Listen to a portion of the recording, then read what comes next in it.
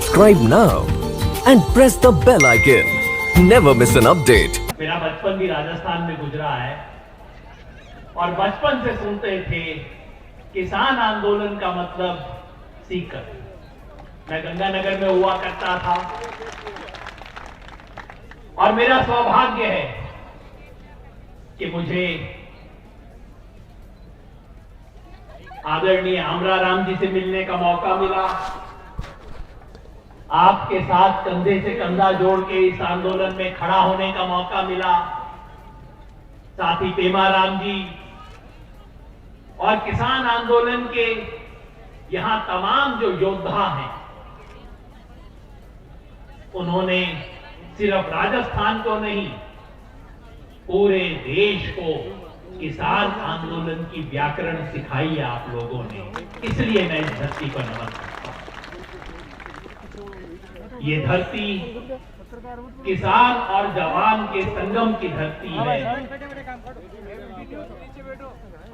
क्योंकि देश की सीमा की रक्षा करने वाले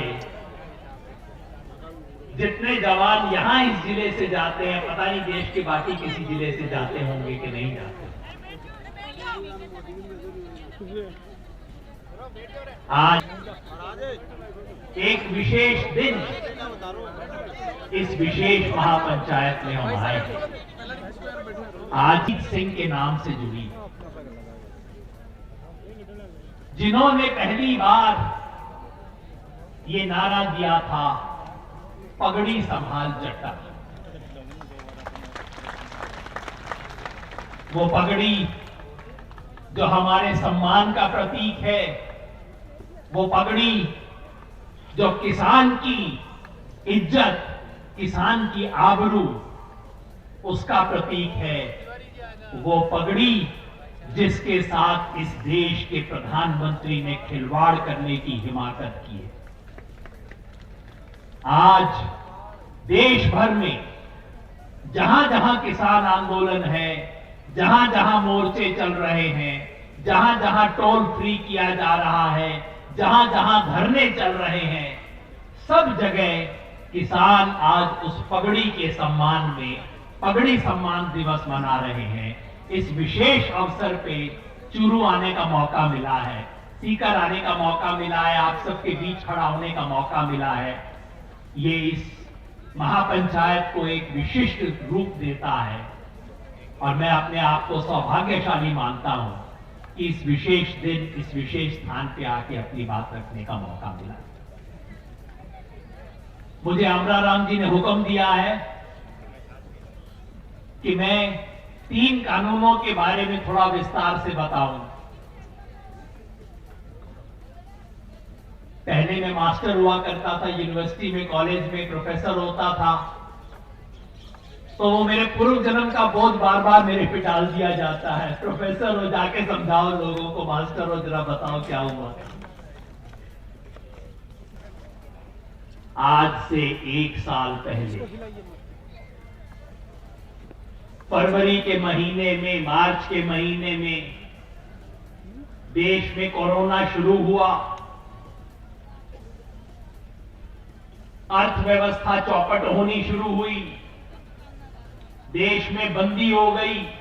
ये लॉकडाउन जो बोलते हैं बंदी है, हमारे प्रधानमंत्री जी को वैसे बंदियों का बड़ा शौक है। कुछ नेता होते हैं जो बंद रास्तों को खोल देते हैं, पता नहीं क्यों हमारे प्रधानमंत्री जी खुली चीजों को बंद करने में विश्वास करते हैं।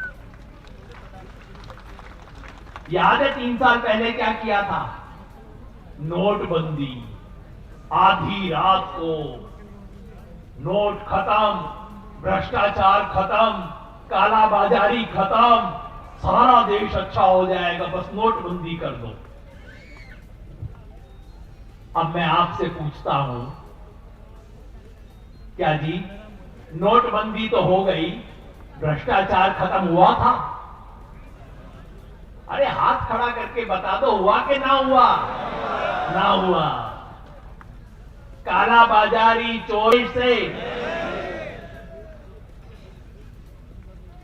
प्रधानमंत्री ने कहा था कि बस मुझे 50 दिन दे दो, उसके बाद अगर सफल ना हुए तो चाहे जिस मर्जी खंबे से लटका देना मेरे को, भाई मैं तो खंबा ना ढूंढूं कहीं जाके, वो जाने, उनकी आत्मा जाने। उसके बाद देशबंदी हुई, ये लॉकडाउन है, देशबंदी ही थी। क्या बोला था आपसे? 21 दिन में इस देश से कोरोना भाग जाएगा, बोला था ना जी? मैं ना बोल रहा, उन्होंने बोला था ना। 21 दिन में कहा था। महाभारत की लड़ाई 18 दिन चली, बस मुझे 3 दिन और दे दीजिए, 21 दिन के अंदर कोरोना भाग जाएगा। क्यों जी, भाग लिया क्या? मंत्री को खुली चीजें बंद करने का शौक है। अब तरह तरह के नेता होते हैं साहब। और जब 2 बंदी करके काम ना चला तो तीसरी बंदी, किसान की घेराबंदी शुरू की हमारे प्रधानमंत्री जी। ये 3 कानून कुछ नहीं है, किसान की घेराबंदी करने की कोशिश है। ये तीनों कानूनों के नाम इतने लंबे हैं कि मैं मोदी जी से कह दूं बता दो, वो भी शायद कागज पढ़ के बताएंगे, कोई ना बता सके। मैं आपको साधारण भाषा में बता देता हूं तीनों के नाम। पहला कानून है मंडी बंदी कानून, दूसरा कानून है बंधुआ किसान कानून, और तीसरा कानून है जमाखोरी की छूट कानून। ये 3 है। सरकारी नाम कुछ भी हो, सच्चे नाम इन तीनों के लिए। कानून क्या है? ये जो जमाखोरी की छूट वाला कानून है वो क्या कहता है? वो कहता है कि कोई भी व्यापारी, कोई भी थोक का व्यापारी, कोई भी स्टॉकिस्ट चाहे जितनी मर्जी मात्रा के अंदर अन्न का भंडार कर ले, उसके ऊपर कोई सीमा नहीं रहेगी। तो भाई पहले सीमा थी क्या? हां, सीमा थी। क्यों थी? सीमा इसलिए लगाई गई थी, लिमिट इसलिए लगाई गई थी ताकि कोई व्यापारी कालाबाजारी ना कर सके, जनता को ना लूट सके, किसान को ना लूट सके, मजदूर को ना लूट सके, इसके लिए लिमिट लगाई गई थी। आज मोदी सरकार ने 1955 के उस कानून का संशोधन करके कह दिया है कि भाई कोई लिमिट नहीं होगी, जितना मर्जी कर लो। अब आप यहां पे बैठे सोचोगे कि भाई कर ले, मेरा क्या जाएगा। किसान सोचता है कि चलो कोई व्यापारी बड़ा स्टॉक कर लेगा, इससे मजदूर के लिए तो महंगाई हो जाएगी, मेरा इसमें क्या जाएगा। मैं समझाता हूं कि क्या जाएगा।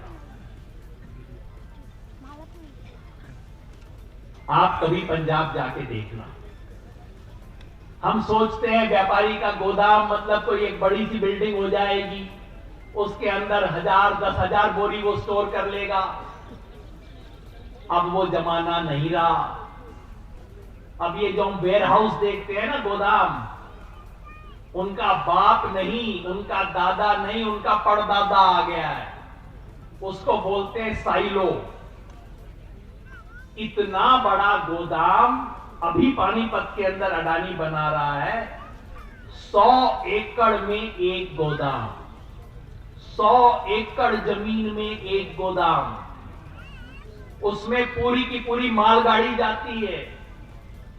अभी राजस्थान में नहीं बना है, अगर बन जाएगा तो आप समझ लो पूरे राजस्थान का चना में से 1/4 चना एक जगह पे रख लेगा वो। क्या असर पड़ेगा इसका? ये बन चुके हैं, पंजाब में बन गए हैं, हरियाणा में बन रहे हैं। और कौन बना रहा है? अडानी। अडानी का नाम सुना? जिसने सुना है थोड़ा हाथ कर दिए, सारे को हाथ उठाने की जरूरत ना है। अरे सबने सुना हुआ है, प्रधानमंत्री के दोस्त को जानते हो आप सब। किसी ने कहा, ये मैंने कोई 1 महीना पहले सुनी थी जी बात, ये हम दो मतलब मोदी जी और शाह, और हमारे दो अडानी और अंबानी। तो ये जो अडानी जी है, मोदी जी के दोस्त, ये बड़े बड़े साइलो बना रहे हैं। इससे क्या होगा? जब किसान की फसल आने को होगी, अब मेरे यहां पे तो सरसों आने का टाइम है, कहीं पे चने का टाइम हो रहा होगा, कटने वाला बस अब 2-3 हफ्ते की अपनी बात रही है। तो जब फसल आने का टाइम होगा, उससे 2 हफ्ता पहले, 3 हफ्ता पहले अडानी जी अपने साइलो से कहेंगे चलो 5 लाख बोरी चना निकाल दो, मार्केट में डाल दो। क्या असर होगा उसका? रातों रात रेट डाउन हो जाएगा। मेरा किसान जाके पूछेगा अपने आड़ती से, जी क्या रेट चल रहा है बाबूजी? वो बोलेगा इस बार सरसों ठीक है, 4200 मिल जाएगा तेरे को। एक हफ्ते बाद बोलेगा जी काट लिया, अब ले आऊं। वो कहेगा भाई अब तो 3200 हो लिया। एक हफ्ते में हो लिया। ये खेल होगा। इसे बोलते हैं जमाखोरी और कालाबाजारी का खेल। जब किसान फसल बेचने जाएगा तो रेट डाउन, और जब मजदूर उसी फसल को खरीदने जाएगा तो रेट अप। ये खेल है पहला। ये है जमाखोरी छूट कानून जो मोदी जी लेके आए हैं। और ऊपर से मेरे को कहते हैं कि किसान को इससे फायदा होगा। मैंने पूछा भाई इससे किसान को कैसे फायदा होगा? कहते हैं देखो, व्यापारी का मुनाफा बढ़ेगा तो व्यापारी किसान को भी तो कुछ देगा। मैंने कहा मोदी जी आप तो खुद व्यापारी रहे हो, चलो चाय के ही थे, कोई व्यापारी है, कोई धर्मशाला थोड़ी खोल रखी है उसने कि मुनाफा बढ़ेगा तो किसान को भी कहेगा भाई तू भी ले जा।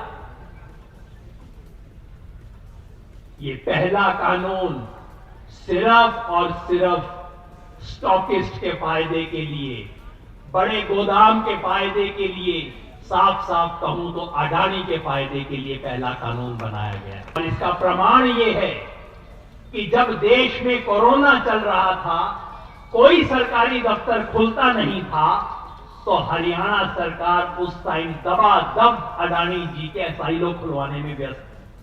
पिछले साल मई के महीने में जब सरकारी दफ्तर में मक्खी नहीं जाती थी, तब अडानी जी को परमिशन दी गई साइलो खोलने की हरियाणा के अंदर। तब कानून नहीं आया था, लेकिन अहमदाबाद में बैठे लोगों को पता था कि यह कानून आने वाला है। उससे पहले से परमिशन ले रहे थे, लैंड यूज चेंज हो रहा था, सारे खेल खेले जा रहे थे। तो यह है जी पहला कानून। दूसरा कानून है कॉन्ट्रैक्ट की खेती का। मोदी जी कहते हैं लो जी, कंपनी आएगी, किसान से कॉन्ट्रैक्ट करेगी, किसान की मर्जी की बात है, मर्जी हो तो कर ले, ना मर्जी हो तो ना करे। कंपनी आएगी, किसान को अच्छा दाम देगी, कॉन्ट्रैक्ट की खेती से किसान आगे बढ़ जाएगा। मैंने भी सुनी बात। मैंने अपने पंजाब के साथियों से पूछा कि भाई तुम्हारे यहां कॉन्ट्रैक्ट की खेती हो रही थी, बताओ क्या अनुभव है तुम्हारा? पहली बार ना हो रही। कॉन्ट्रैक्ट का मतलब ये हमारे गांव वाला ठेका नहीं है जी, ये अपने गांव में जो ठेके की बटाई की खेती हो जाती है वैसी नहीं। कॉन्ट्रैक्ट का मतलब कंपनी आएगी, किसान से लिखित में ठेका करेगी कि जब फसल आएगी इस रेट के ऊपर तुम फसल हमारे को दे देना। तो मैंने पंजाब के साथियों से पूछा कि कॉन्ट्रैक्ट की खेती का तुम्हारा क्या अनुभव है? कहते बाबूजी आओ बैठो, हम तुम्हें समझाते हैं क्या हमारा अनुभव है। पेप्सी कंपनी है ना, ये बोतल वाली, ये कंपनी साथ में आलू की चिप्स भी बनाती है, कि बच्चे मजे मजे से खाते हैं ना आलू की चिप्स।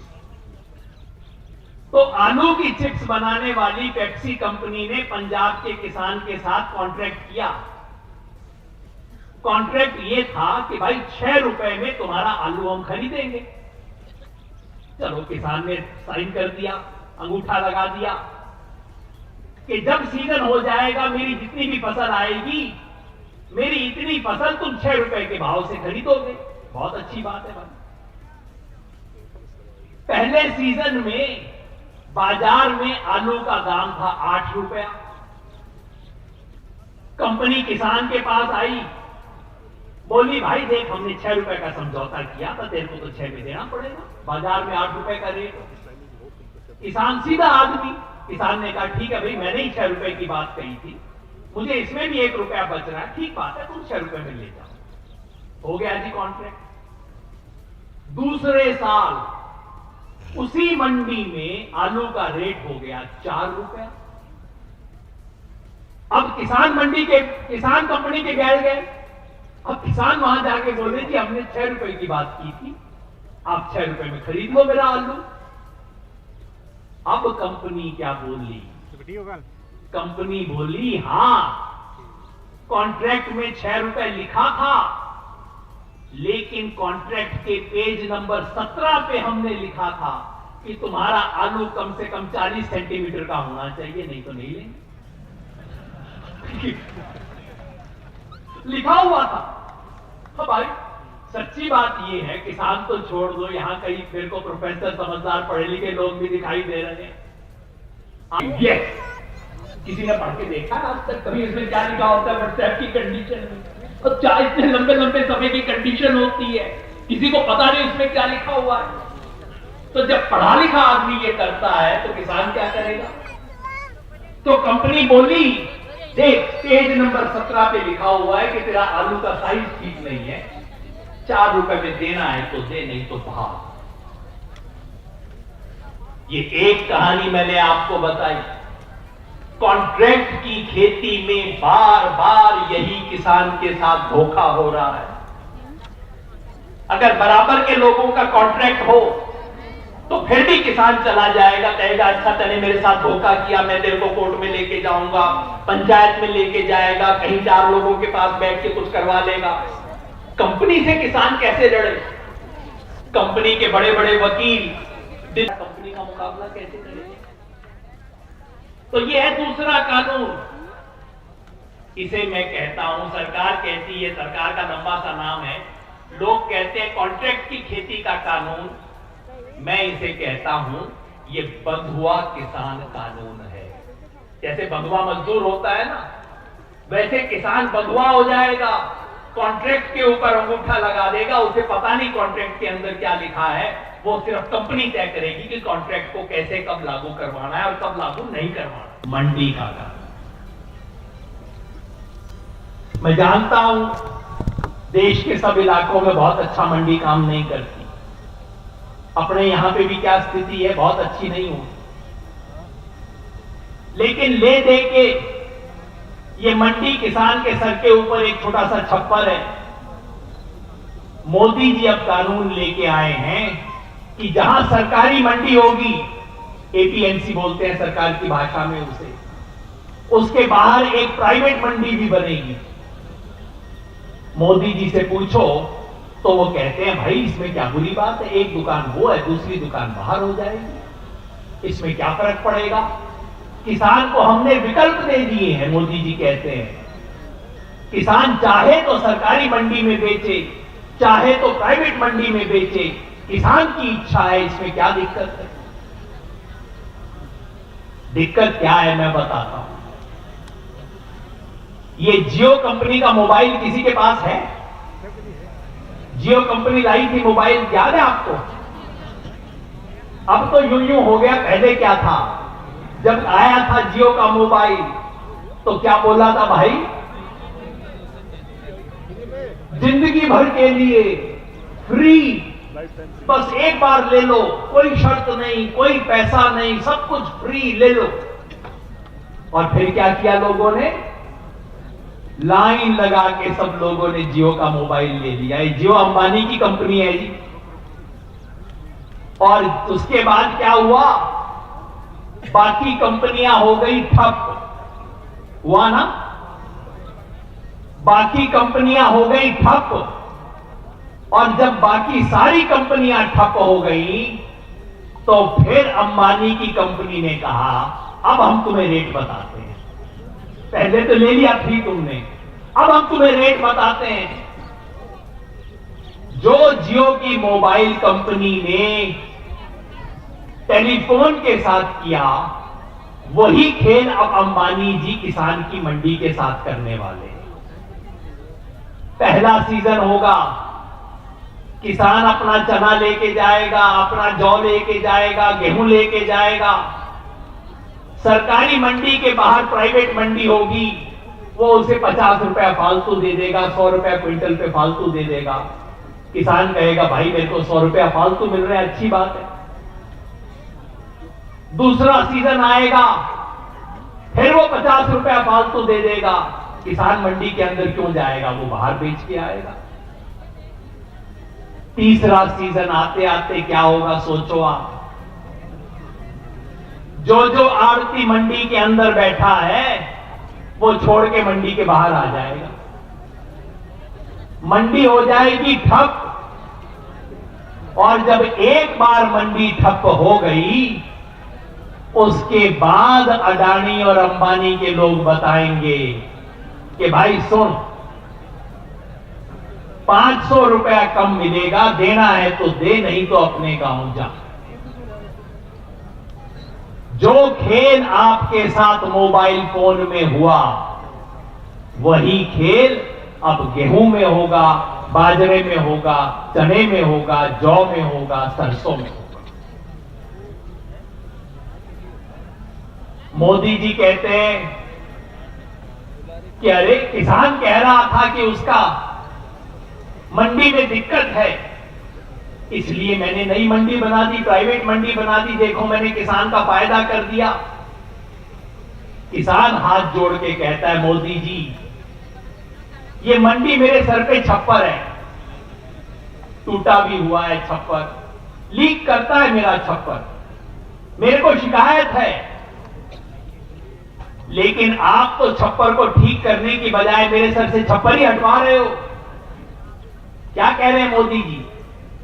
मोदी जी कह रहे हैं देखो किसान परेशान है, मंडी अच्छे तरीके से काम नहीं करती, इसका छप्पर लीक करता है, ऐसा करो इसके सर से छप्पर ही हटा दो। किसान कहता है मोदी जी मुझे ये आजादी ना चाहिए, ऐसी आजादी मुझे नहीं चाहिए कि मेरे सर से छप्पर ही आप हटा दो। ये जो मंडी का कानून है, ये किसान के सर के ऊपर से छप्पर हटाने वाला कानून है। और मंडी ना बचेगी तो सरकारी खरीद नहीं होगी। जो कुछ भी होती है, ज्यादा नहीं होती, उस पर भी मैं 2 मिनट बोलूंगा बात। लेकिन अगर मंडी की व्यवस्था चली गई तो पंजाब और हरियाणा का किसान तो बर्बाद हो ही जाएगा, अपने यहां के किसान भी बर्बाद होंगे। जो आज स्थिति है उससे भी ज्यादा खराब स्थिति हो जाएगी। तो ये 3 कानून हैं जिनकी हम बात करते हैं। इसके अलावा 2 और कानून हैं। एक कानून है बिजली का, एक कानून है पराली का। पराली वाला हमारे लागू नहीं होता क्योंकि हमारे यहां धान नहीं पैदा होता। लेकिन बिजली में मोदी सरकार क्या कानून लेके आई है? सरकार कानून ये लेके आई है, केंद्र सरकार, कि कोई भी राज्य सरकार अगर चाहे भी तो किसान को सस्ती या फ्री बिजली नहीं दे सकती। अब आप सोचो, राज्य सरकार अपनी जेब से किसान को अगर सस्ती बिजली देती है तो मोदी जी के पेट में क्या दर्द हो रहा है? मोदी जी कहे मैं पैसा ना दूंगा, चलो कोई बात नहीं, पर मोदी जी अगर राजस्थान सरकार अपनी जेब से मेरे को सस्ती बिजली दे रही है तो आप कौन होते हो कानून बनाने वाले कि ऐसा नहीं हो सकता? तो ये सब कानून है जिसके खिलाफ किसान खड़ा है। बहुत मोटी भाषा में मैं समझा दूं तो मोदी जी इन कानूनों से जो कर रहे हैं वो हमारे आने वाली पीढ़ी के लिए दरवाजे बंद कर रहे हैं। पहला दरवाजा बंद, मंडी बंद। मंडी अगर बंद होती है तो किसान की जो खरीद होती है सरकारी रेट पे कभी कभी हो जाती है वो बंद। और अगर मंडियों के अंदर गेहूं और चावल की, धान की खरीद बंद हो जाती है तो मेरी बहनों, मेरे भाइयों, जल्द ही राशन की दुकान भी होगी बंद। क्योंकि राशन की दुकान में जो गेहूं मिलता है, जो चावल मिलता है, कहां से मिलता है? सरकार मंडी में खरीद करती है, वो गेहूं, वो चावल हमारे पास राशन की दुकान में आता है। अगर ये खरीद बंद हो जाएगी तो राशन की दुकान भी बंद होगी। गरीब की रसोई के अंदर जो खाना पहुंच जाता है वो बंद होगा। किसान कॉन्ट्रैक्ट में बंद होगा, जमाखोरी बंद होगी, सस्ती बिजली बंद होगी, और जहां जहां पे धान की फसल होती है वहां वहां किसान खुद बंद होगा। सरकार कानून लेके आई है कि अगर धान की पराली जो जलाते हैं, पराली का धुआं दिल्ली पहुंचता है ऐसा कहते हैं, अगर ये हो गया तो किसान पे 1 करोड़ रुपए का जुर्माना और 5 साल तक की सजा। तो बहनों और भाइयों, ये जो 3 कानून हैं, ये किसान को हर तरफ से उसके दरवाजे बंद करने वाले कानून हैं, और इसलिए किसान इसके खिलाफ आज खड़ा है। इसको, जमीन को, मिट्टी को। तो माटी कहे कुम्हार से, तू कित रोंदे मोए, एक दिन ऐसा आएगा मैं रोंदूंगी तो। एक दिन तो इस मिट्टी में मिलेगा। यही बात किसान मोदी जी को कह रहा है, मोदी जी तुम क्या बंद करोगे, मैं तुम्हें बंद करके दिखाता हूं मोदी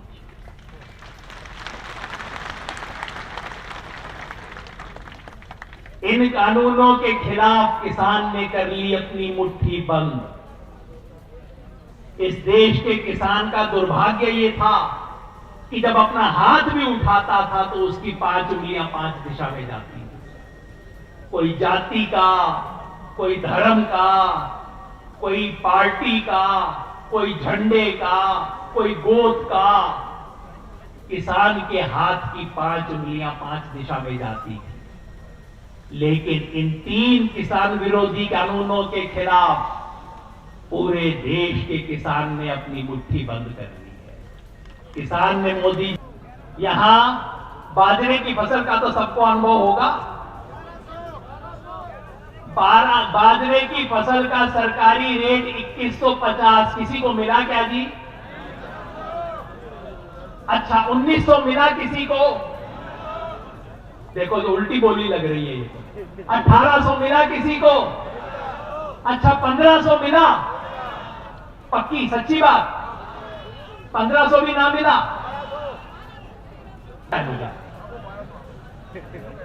1200 मिला यहां पे। अब आप बताओ ये कैसी सरकार? भाई साहब बोल रहे हैं 1100, 1200 भी ठीक ना है।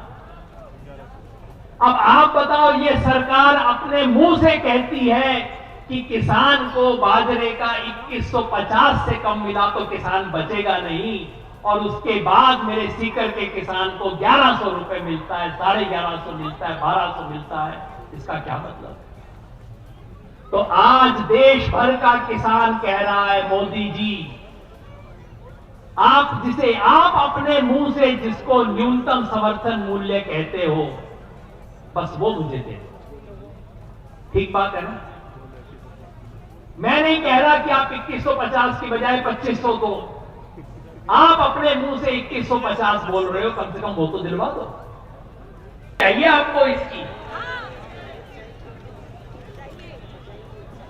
आज इस देश का किसान ये। दूसरा, गहलोत जी, आपकी सरकार कहती है मोदी जी एमएसपी दो। अच्छी बात है, आप इसका समर्थन करते हो, लेकिन मुझे एक बात बता दो गहलोत जी, हरियाणा में बाजरा 2150 रुपए में बिका, राजस्थान में 1100, 1200 में क्यों बिका? इसका जवाब आप राजस्थान की जनता को। मूंग की दाल का जो देश में रेट था राजस्थान में एक दाना उस रेट पे नहीं बिका, अशोक गहलोत जी इसका भी जवाब दें। और अब सीजन आ रहा है, जौ का आ रहा है, चने का आ रहा है, सरसों का आ रहा है, गेहूं का आ रहा है। मैं चाहता हूं कि अशोक गहलोत जी की सरकार मोदी जी से कानूनी गारंटी मांगे, लेकिन वो कानूनी गारंटी मिलने से पहले राजस्थान के किसान को जो उसका हक है वो दिलवाने का काम भी ये सरकार करे। अगर करती है तो ईमानदारी दिखाई देगी, अगर नहीं करती है तो भाई किसान सिर्फ एक पार्टी से सवाल नहीं पूछेगा। आज किसान जाग गया है, जो जो कुर्सी पे बैठा है सबसे सवाल पूछेगा, सबसे कड़े सवाल पूछेगा और कुर्सी से नीचे। बस एक अपील करके अपनी बात समाप्त करूंगा, वो ये कि जो शाहजहांपुर के अंदर बॉर्डर लगा है, शाहजहांपुर के अंदर जो मोर्चा लगा है 13 दिसंबर को, उसके पीछे सीकर का किसान एक स्तंभ की तरह खड़ा रहा। लेकिन आज उस मोर्चे को कुछ और लोगों की जरूरत है। आप सबसे अनुरोध है, 27 तारीख को, आज हो गई 23, 27 तारीख को संयुक्त किसान मोर्चा की तरफ से आह्वान हुआ है कि सभी किसान अपने अपने मोर्चे पे पहुंचे। तो मैं सीकर के किसानों से विशेष अनुरोध करना चाहता हूं, ये शाहजहांपुर खेड़ा का मोर्चा तो आपका मोर्चा है, आपके बनाए बना है, आपकी मजबूती उसकी मजबूती है, आपकी कमजोरी उसकी कमजोरी है। 27 तारीख को अमरा राम जी के नेतृत्व में, तेमाराम जी के नेतृत्व में, हम सब साथियों के नेतृत्व में अधिक से अधिक संख्या में किसान वहां पे पहुंचेंगे। ताली ना बजाओ, हाथ खड़ा करके बता दो पहुंचोगे कि ना पहुंचोगे। ना ज्यादा हाथ खड़े कर दिए, जितने हाथ खड़े हुए इसमें आधे तो पहुंचेंगे। तो मिलके बोले हम सब, किसान एकता, किसान एकता।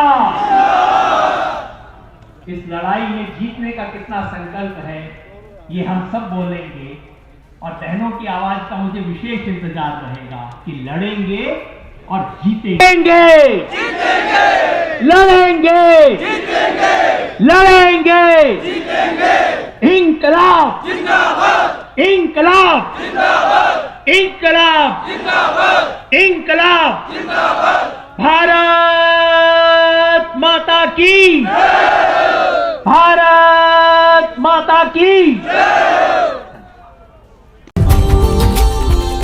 Subscribe now and press the bell icon. Never miss an update.